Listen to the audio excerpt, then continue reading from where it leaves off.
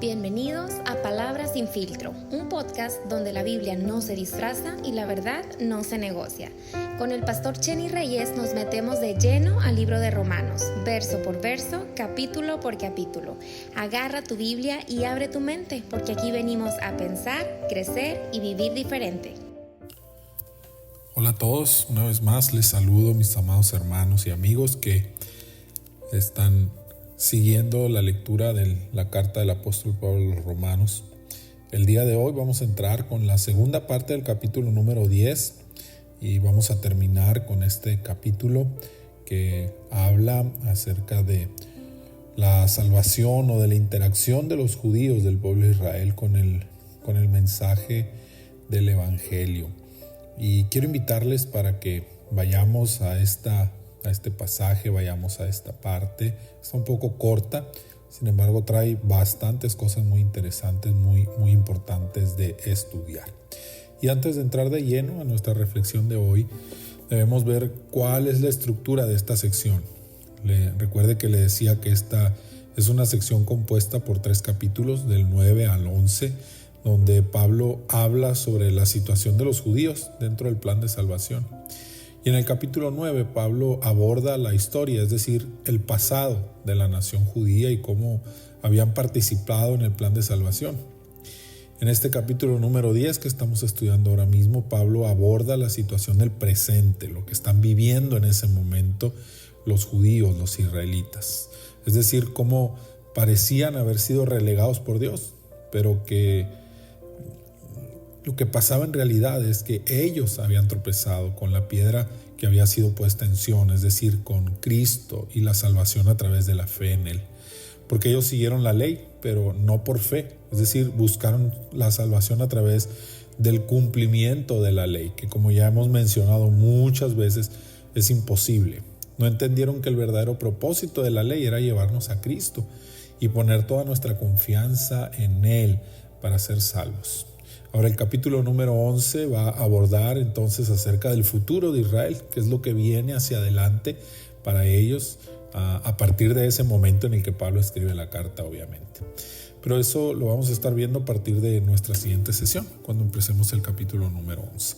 Por lo pronto quiero invitarles, mis hermanos, a continuar con la segunda parte del capítulo 10. Y habíamos dejado a Pablo diciendo que todo aquel que invoque el nombre del Señor será salvo. Y comienza el versículo 14 con una serie de preguntas. ¿Cómo van a invocar a quien no han creído? Recuerda que la invocación o la confesión con la boca es el resultado de la fe que hay en el corazón. Si no han invocado es porque no han creído.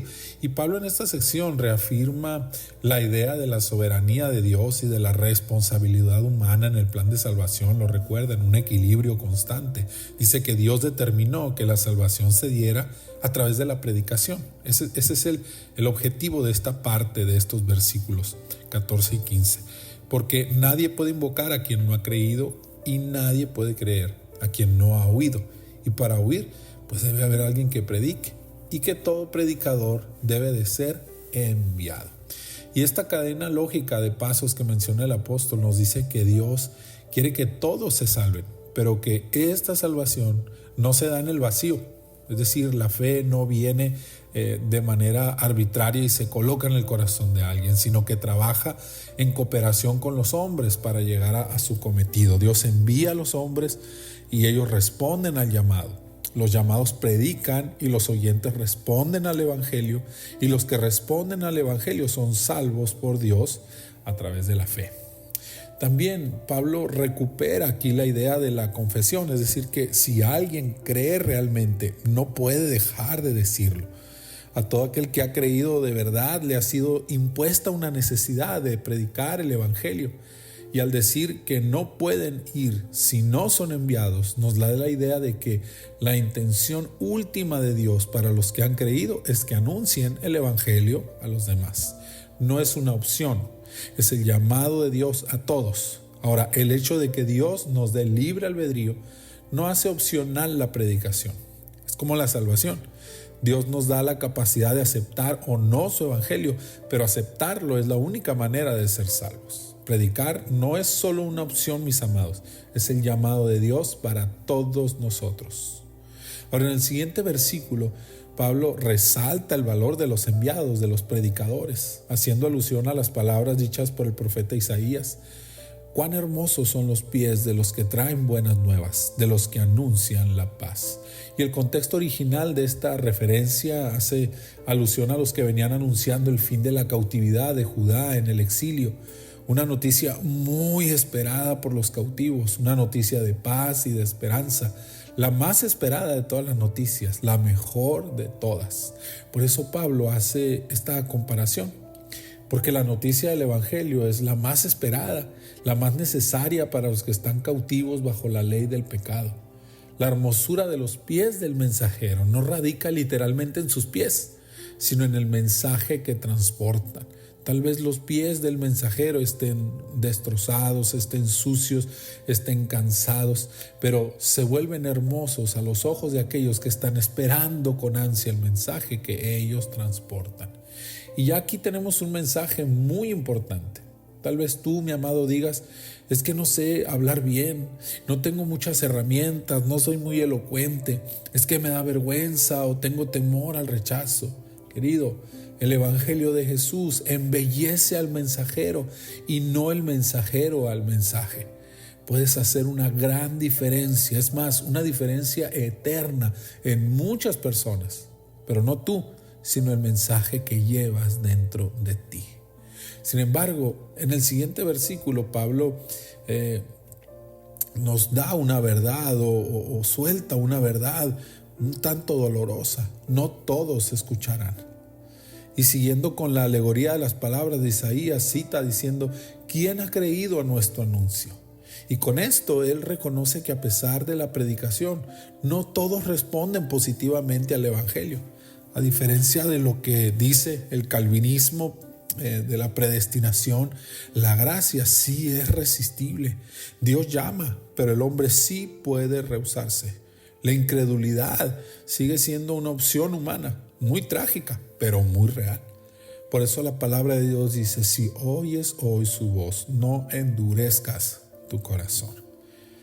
No es Dios el que endurece el corazón, eso ya lo dejamos claro, sino que afirma una decisión que nosotros ya creímos para que su propósito se cumpla.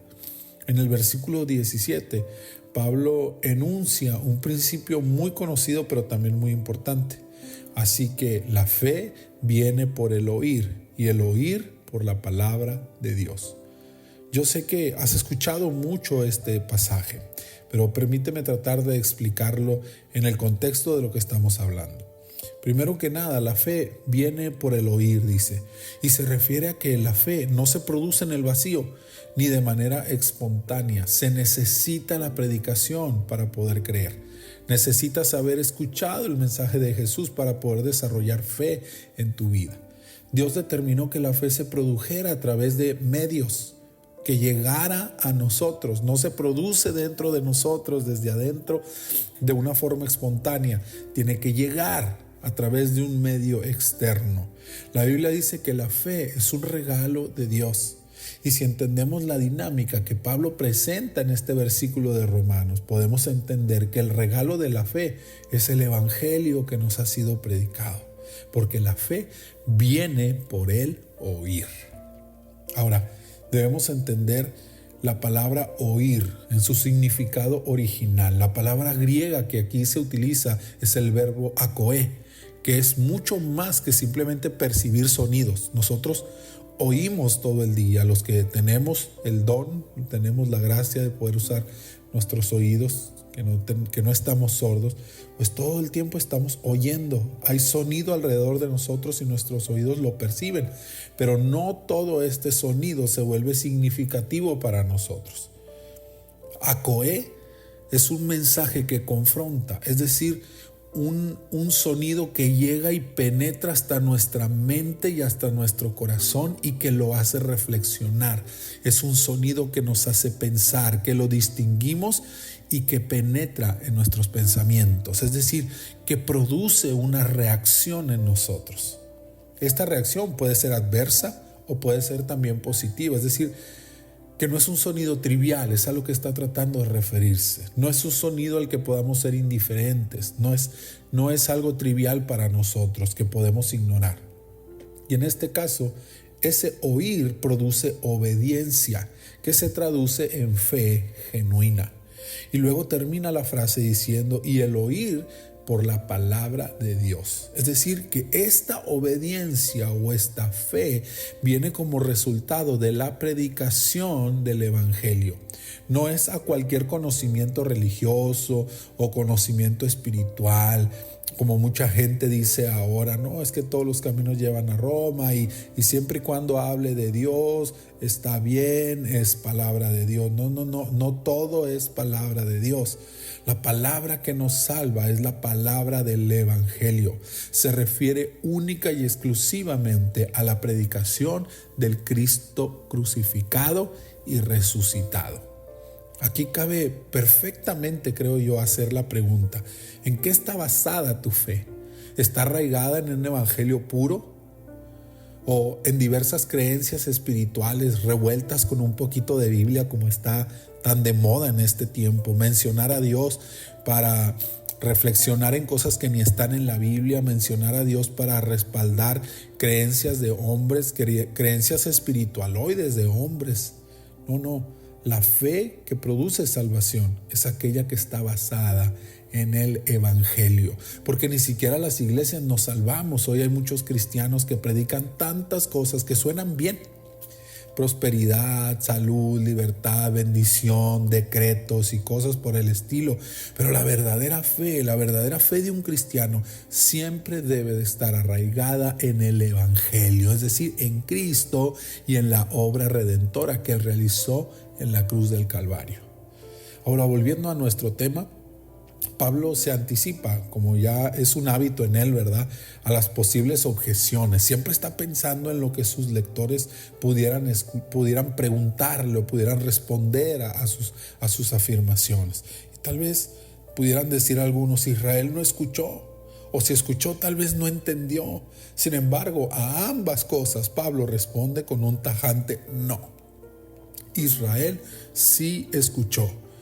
Por eso dice allí: la voz de los predicadores ha salido por todas partes del mundo y salió a partir de ellos. ¿A qué se refiere Pablo allí? Pablo está haciendo alusión a los discípulos de Jesús del primer siglo. Recuerde las palabras que Jesús dice ahí en el tan famoso texto de Hechos 1:8: y me serán testigos en Jerusalén, en Judea, en Samaria y hasta lo último de la tierra. ¿Se da cuenta? El mensaje que iba a llegar hasta lo último de la tierra comenzaría a extenderse desde Jerusalén de forma radial, es decir, del centro hacia las orillas y en todas las direcciones. Esto haría prácticamente imposible que los judíos no lo hubieran escuchado, porque el Evangelio comenzó desde el centro, desde el corazón mismo de la cultura judía y se fue extendiendo a sus alrededores. Además, el mandato de Jesús en Lucas 24:47 dice: y que en su nombre se predicara el arrepentimiento y el perdón de pecados en todas las naciones, comenzando desde Jerusalén. Ahora, además de esa expansión geográfica que se entiende en la Gran Comisión, los predicadores de la etapa anterior a Pablo e incluso el mismo apóstol interpretaron esto como ir primero a los hijos de Israel dispersados por toda la tierra. Y esto lo podemos ver ahí en el libro de Hechos, cómo los primeros predicadores iban y buscaban las sinagogas. El evangelio comenzó a predicarse primeramente en las sinagogas. No importa que ya no estuvieran dentro de Jerusalén o del mismo territorio de Israel. Los predicadores iban a las sinagogas y le hablaban primeramente a los judíos. Así que la posibilidad de que ellos no hubieran escuchado se vuelve muy remota, se vuelve prácticamente nula. Entonces, ¿sería acaso que no les fue permitido entenderlo? Pablo también declara que no es así, que ellos lo entendieron. Dios quería que ellos lo entendieran. Por eso declara a través de Moisés de manera profética que levantaría a otro pueblo que no era pueblo, es decir, a los gentiles, para provocarlos a celos. Esto en la intención de que ellos se volvieran al evangelio, de que ellos entendieran que era como la primera esposa, ¿no? Que era como la primera esposa, y entonces se iba a buscar a alguien más para provocarla a celos. El problema de los judíos, mis hermanos, no era por lo tanto una cuestión de ignorancia, era una cuestión de desobediencia. Lo habían escuchado, lo habían entendido, pero no habían querido obedecer. El apóstol Pablo termina este capítulo aludiendo de nuevo al profeta Isaías, que era bastante conocido para los cristianos judíos en Roma, y dice: fui hallado por los que no me buscaron, me manifesté a los que no preguntaban por mí. Es decir, Dios mostró su soberanía al mostrar su gracia a los gentiles, al decir: me manifesté a los que no preguntaban por mí. Ahora, esto no se refiere a una elección arbitraria, es decir, que aunque ellos no preguntaron, yo me manifesté a ellos de manera arbitraria. No, se refiere a la promesa de extender el evangelio a todas las naciones. Recuerde que la fe no aparece de manera espontánea o arbitraria, sino que viene por el oír la palabra de Dios. Sin embargo, dice Dios acerca de Israel, de su pueblo: todo el día extendí mis manos a un pueblo rebelde y contradictor. Esto deja claro que Dios les dio a ellos la oportunidad para creer. Él extendió sus manos. No fue un rechazo arbitrario de Dios hacia Israel, fue el rechazo voluntario de Israel. Dios les estaba extendiendo los brazos de manera constante, pero que ellos, por responsabilidad propia, no habían querido creer, aun y cuando habían escuchado. Sin embargo, también cierra con la idea de la paciencia de Dios, de seguir buscándolos todavía, a pesar de su rechazo continuo. Y esa es la idea que Pablo va a retomar en el próximo capítulo 11 de esta carta. Así es que les invito para que sigamos estudiando, sigamos leyendo juntos. No permitas que la rutina o el cansancio o las actividades del día a día te separen de este estudio. De veras que lo que viene hacia adelante también está precioso, muy revelador. Así es que si tú ya empezaste a caer como en el tedio, yo te invito para que vayas al Señor y dile: Señor, dame nuevas fuerzas y ayúdame a seguir adelante, a seguir estudiando, a seguir leyendo, porque todavía hay mucho que podemos aprender juntos. Bendiciones, mis amados hermanos, y les mando un abrazo a todos. Gracias por estar aquí en Palabras sin Filtro.